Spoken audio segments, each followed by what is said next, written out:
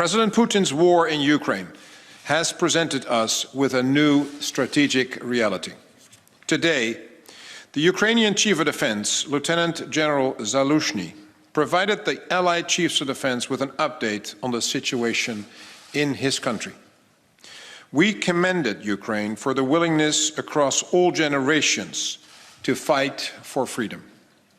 Ukraine will never accept Russian occupation, and NATO will support Ukraine for as long as necessary. Subsequently, the Chiefs of Defense discussed what this war means for NATO's posture in the short term and in the long term. I want to stress that we are not looking at the situation in Ukraine alone.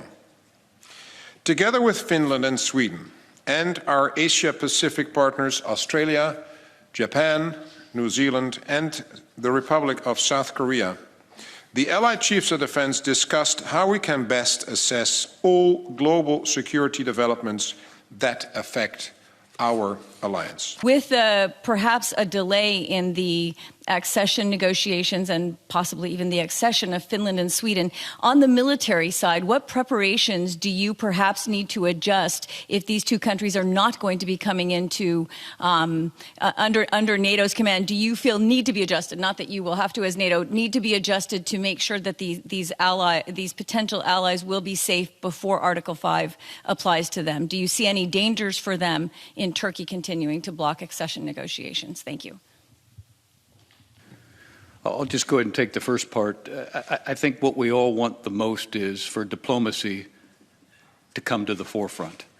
And if that conversation took place, it is my hope as a result of that conversation we get one step closer to achieving a diplomatic solution.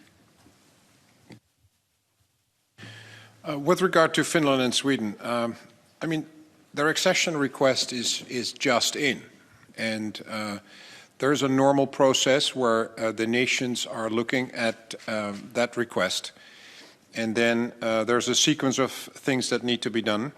And at some stage, we are at the point where the nations need time for ratifying, if all the nations agree to those two countries to join, then a time period starts where we need to ratify the treaty within the 30 allied nations. And then during that time, basically, it is important that, of course, the two nations have security assurances, which is not the same as Article 5 because they're not a member yet.